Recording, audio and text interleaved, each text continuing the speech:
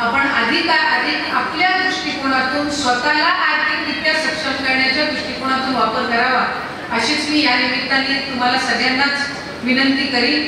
August महिन्यामध्ये रक्षाबंधनच्या पूर्वसंध्येला आम्ही या निधीचं वितरण हे करणार आहोत। म्हणजे तुमच्या अकाउंटला डायरेक्ट डीबीटी 16 किंवा 17 तारखेला आम्ही ती प्रोसिजर करणार, म्हणजे रक्षाबंधनच्या आधी ओवाळणी ही त्या निमित्ताने तुम्हाला मिळणार आहे।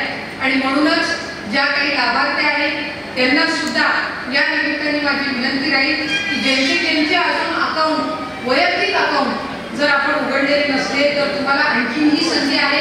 पहिल्या टप्प्यातली नोंदणी ही आपली 31 ऑगस्ट पर्यंत आहे आणि जरी तुम्ही अर्ज ऑगस्ट महिन्यामध्ये भरला असेल तरी तुम्हाला लाभ जुलै महिन्यापासूनचा मिळणार आहे। त्याच्यामुळे जुलै आणि ऑगस्ट या दोन्ही महिन्यांचे लाभ तुम्हाला एका वेळेला त्या निमित्ताने हा सन्मान निधी वितरित होणार आहे।